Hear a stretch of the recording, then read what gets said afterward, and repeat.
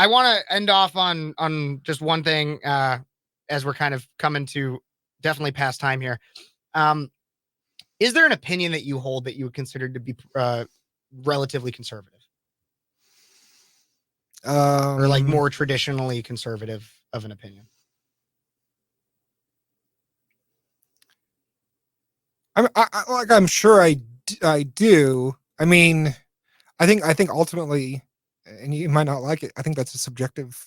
There's a subjective answer to that. I hate you. You hate me? No, I don't hate you. But no, it's like I am very distrustful of the government, and people act as if that's a conservative viewpoint. I'm like, look at what the government. I mean, the FBI was set up to go after socialists and anarchists. That's general populism, and then you get into populist conservatism, populist. But I mean, that's as we go on to the next section, that's the question that I wanted to ask. What does populism mean to you? Because I've heard about conservative populists. I've only actually, of all the people that I've followed, I think Sagar and Jetty, who has Breaking Points, and I highly recommend that everybody watch Breaking Points. He's the only conservative populist that I've actually met where like I actually understand what makes him a populist. So like, what makes you a populist? Because I consider myself a populist. General ideas of populism. I mean, general distrust of government, politicians, as well as a belief in, and this is where it gets funny because it's like it comes into kind of Marxist ideology, but the idea of an elite versus the general public. Are you saying you're secretly a Marxist? Oh, that's exactly what I'm saying. No, I'm not a commie. But not all Marxists are commies. Anyway, this is that we'd get lost in that discussion. But yeah, so a general idea, a distrust of government, a belief in an elite that is adversarial to the general population, and distrust of politicians and the overall system. See, that's a completely different definition of populism than what I have. I'm not saying that yours isn't valid, but like to me, it has a lot more. What? I can Google it. You can keep going. I mean, to me, it has a lot more to do with who should be in control of society and like workers' rights. To me, that is like what because I mean, yes, I am against elites and stuff too, and I believe the elites are oppressing the working class, which you and I are both members of the working class, and so to me, that's my populism has a lot more to do with workers' rights. Well, and I think that's where you get into your sector of populism. Because so if I Google it, a political approach that strives to appeal to ordinary people who feel that their concerns are disregarded by established elite groups. Okay, so that's a pretty broad. Well, exactly. That's why I say like that when you say that your conservative opinion is the distrust of government, that has become more of a Republican conservative, like mainstream, but that was also, I mean, if you go 20 years ago, that was like traditional of a lot of the Democrats. I mean, but most Republicans are super, well, there's this very small group that are like against the FBI, but they're for a lot of the security state that exists. I am very against the FBI. I'm against most three-letter agencies, the majority of bureaucracy. Okay, well, that's probably, you probably should be. Because again, that's the populist, that's more of a populist approach. And so when you say that yours is more about workers' rights and everything, that's when you get into your, like a socialist populist point of view. As I am a conservative populist, I don't necessarily believe that it needs to do with that there's a need for unions and everything. You don't think there's a need for unions at all? Well, I think in a perfect world, unions could serve a benefit, but I think that in our flawed world, unions in practice tend to lead to its own sense of the mob in which we've created, an elite through our unions. Like, if you look at the people who are in charge of unions and the people on the administrative side of it, they are in and of themselves their own elite that work against the average, their working class. Yeah, I mean that's, and they'll keep them tame with good enough benefits. By the way, that's a leftist critique right there. There's a lot of leftists that would make that exact same critique. I mean, because it's populist, because it is a popular, and so like I understand, but I understand that that's where you can find common ground on it. Oftentimes our solutions are much different. And that's where you get into the sectors of whether or not you're conservative, socialist, Democrat, populist. I guess, what are your positions on protecting workers? I think that there should be general guidelines. I think every worker should have the opportunity to advocate for themselves. I don't think that unions should be the end all be all for. Do you think unions should exist? I think they can. But I don't think that they should in any way be forced. I don't think that a public school teacher should be forced to join a union. I think that they should be able to negotiate for their own salary and their own benefits if they would like to. There should be no forced reason that anybody pays into a union. If there is going to be like union administration, obviously an elected union rep And that should be the person you directly talk to them about anything that goes on within the union. And then you can have other officers of members that are workers within the union itself that also take on the job within the union. It should not be, if you are not currently working the job for which you are a union member, that you are a union rep for, that you are a union treasurer or anything like that, then you should not be representing them. Did you vote for the union bill, the amendment to the Constitution that recently got passed? You voted against it? Yeah, against it. Well, because again, in practice, I believe that unions are oftentimes heavily corrupt. Okay. Do you support like higher minimum wages? No, because I believe that you should be able to advocate for yourself. If we get into a marketplace in which there are 10 people applying for one job and only one person's going to be able to get it, you should be able to say, hey, I'm willing to work for $5 an hour. I'm willing to work for that. If I am willing to work for that much, I should be able to advocate for that. If that's the marketplace that we're in. Okay. So when it comes to the minimum wage, not to mention the fact that at a federal level, if we are going to have minimum wages, which I'm not 100% against, but we should have no minimum wage at the federal level. Oh, I mean, I think we should raise the federal minimum wage personally. Well, my belief in that stems from the idea that we have a war, or we have a country in which the economic biomes that we have are vastly different. $15 in Bloomington Normal is going to go much further than $15 in Chicago. And that's why Chicago has its own higher minimum wage. And I would argue that's a chicken and the egg argument when it comes to why costs are so high. And the egg argument? Well, no, not from you. I'm saying what's going on in my head is chicken and the egg of whether or not minimum wage is in part due to the rising costs in Chicago, or if the rising costs are causing them to need a higher minimum wage. And it's economically speaking, it's not 100% certain as to which came first. But again, a locality determining its minimum wage, for multiple reasons, I am much more in favor of. I'm not against a minimum wage at a very local level, but I don't think there should be a state minimum wage. I don't think there should be a federal minimum wage. I think there could be laws that say your locality needs to have a minimum wage, but that should be determined by the locality. If we want to talk about a democratic solution, then your locality, the people that live there, should determine what that minimum wage is. But I also think that even if there is a minimum wage, there should be an asterisk on all of it that says if somebody's willing to work for less, they can. Okay. And at the local level, have our local levels determine their minimum wages. Okay. Why should the federal government be the one? If you're distrustful of government, then why do you put so much trust in the federal government? I am not distrustful of all government. There are certain programs that I like. There's also programs that I don't. I mean, I'm not an absolutist in that area. Mm-hmm. So, I mean, I assume you like the military. Kind of. Yeah. Okay.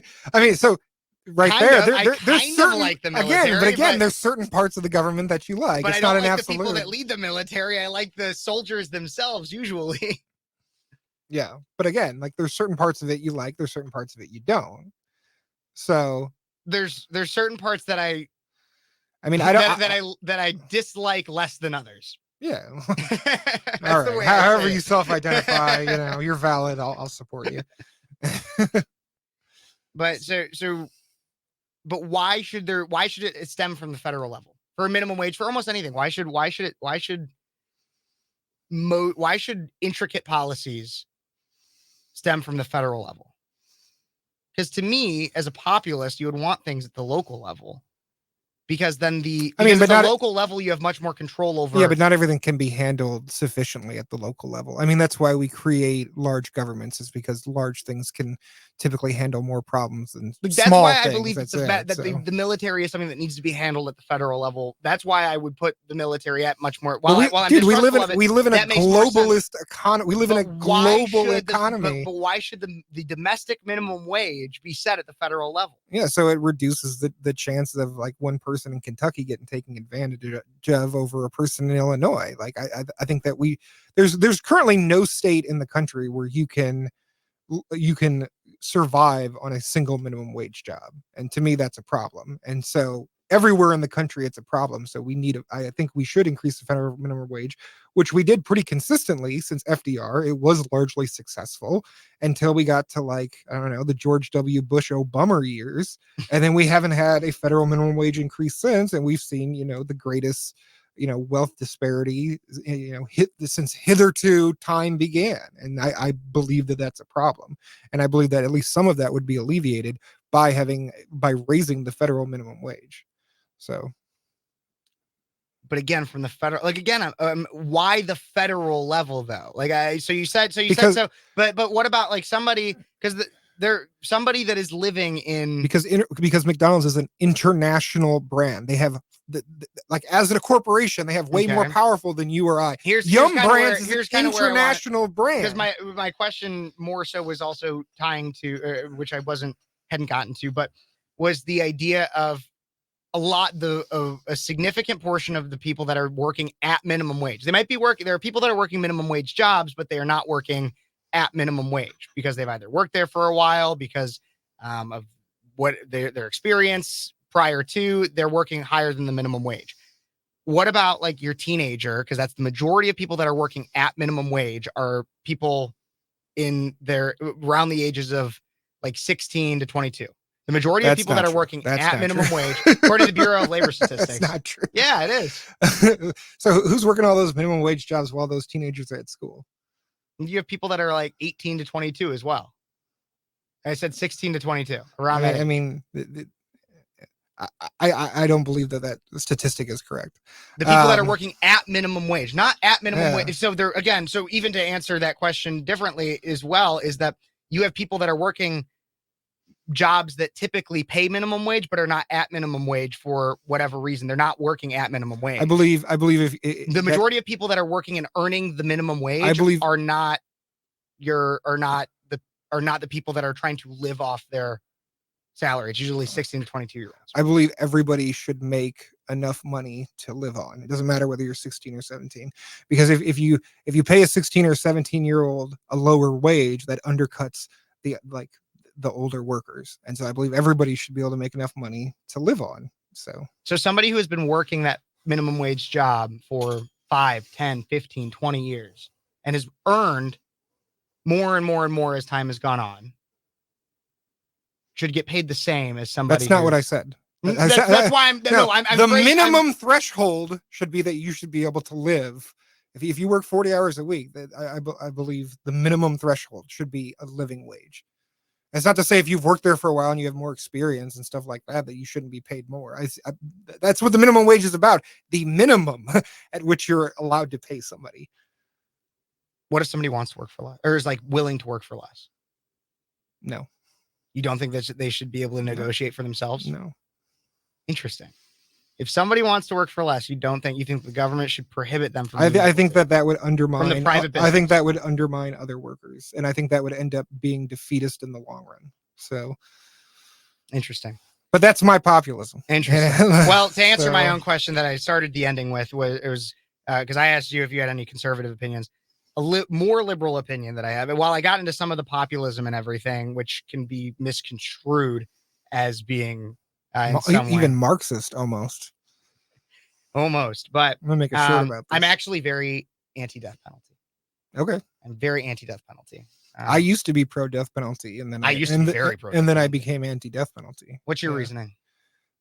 Well, one, I don't think the state should be able to have the power to kill its own citizens. I think very much part of why I'm as well. I also don't think it's effective. Like the type of people that murder people, it's typically they're either an organized crime, they're sociopaths, or they're crime of passion. So like the rationale that is not going to be factored into them committing that crime. It's more expensive, not just from the fact that you have to have so many appeals, which I don't want there to be less appeals. I want there to be as much judicial process as possible. But also when you put somebody in a death row, like it costs more to keep people in death row. It's higher security. It's just overall, I don't believe it's effective. And that's why those are all the reasons that I am. No, I'm in agreement with all that. On top of, there have been several instances in which innocent people have been executed. And I think that the way I see it is, so like, just for the sake of simple numbers, if we had 100 people that were on death row and 99 of them were 100% guilty, one of them was innocent, but it wasn't until 10 years later that you'd find it out. I would rather have 99 people that are guilty sit in a jail cell for the rest of their life, and that one person at least sit in that jail cell for 10 more years until he's found innocent and then be released than for that person to be killed. And then he should be given reparations if he's innocent. Yeah, I agree with that as well. He absolutely should be given reparations. There's another thing. You support some kinds of reparations. Piss off. Some kinds. I said some kinds. I didn't say all on kinds. A very individual basis. But so I would much rather have all the guilty people rot in a jail cell and the one innocent person get to live. But we are coming above 2 hours here now, later than I know you even expected. Zach, any final thoughts? No. No. Check out some stuff on Zach's channel. It will be in the description of my video. If you're watching on Zach's channel, definitely check out some of my stuff if you want a differing opinion. I loved having this conversation, Zach. Let's definitely do something like this again as new things come up. Everybody, thank you so much for watching. And if you like this, don't forget to like this video on either channel, subscribe to all of our channels, share it with your friends, and comment what you think on. Stalk us on Instagram, all the things. Yeah. Stalk all of us, everything like that. Yeah. God bless you guys. God bless America, even if you don't believe in him. Praise Buddha. And thank you for watching.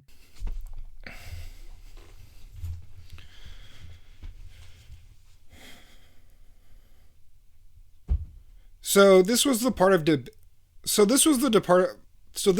part of the debate that we really kind of didn't decide on till last minute. We had originally planned to do basically a 2-hour debate, and we would spend the first hour mainly talking about alphabet issues, and then for the second hour, that first half hour, we would talk about local journalism, which we went into, and then the second part, we didn't really have anything specific, maybe talk about local issues, thought about talking about maybe the Israel-Palestine situation, but one thing I wanted to know is because Kev has frequently self-identified as a conservative populist, and I'm not really sure what that means. And the answers that he gave, besides being, we're kind of against the elites, we're kind of against the establishment, didn't really clear things up for me. Like I said, if you really want to learn about who I consider a conservative populist, I would check out. If you really want to learn about someone who I consider to be a conservative populist, I would check out Zachary, who hosts on the show Breaking Points. Because here's the thing, Kev is against, certain elite narratives. He's against, big establishment institutions, et cetera, But when it comes to populism of what the majority of people want, majority of people want higher wages. They want more labor protections, etc. And the stuff that when we started talking about actual labor issues, he was pretty much siding with the boss, with the capitalist, with the corporate model, very clearly in such a way, at least in my opinion, to where that is definitely not a populist position. That's a very, if you're taking the very clear capitalist line that, we shouldn't have a minimum wage and, maybe we shouldn't have as many unions or the way that unions are structured. And I don't want to completely take him out of context here, and you can go back and look. I don't know. I don't know what is terribly populist about that. It sounds pretty, capitalist elite to me, even if you are a capitalist. And like I said, ZacharyGittrich himself is a capitalist. But let me know in the comments, do you think that Kevin Phares is actually a populist or not? Because it's not super clear to me. That's all it is. And also, let me know if you would like to see more debates along these lines, because I enjoyed having it, and I'd enjoy having more in the future. So please leave your thoughts in the comments, subscribe, all the YouTube-y things. Thank you so much for watching. Thank you so much for turning into Agitation Rising, your source for local, leftist, independent journalism in Central Illinois and beyond. You can always find our articles on our blog, link in the description. Please like, subscribe, and comment. Agitation Rising is under the Strange Corners of Thought umbrella, so feel free to contribute directly to our Patreon, or donate via PayPal or Cash App. Again, links in the description. Keep agitating, keep rising, and we'll see you on the other side. Thanks.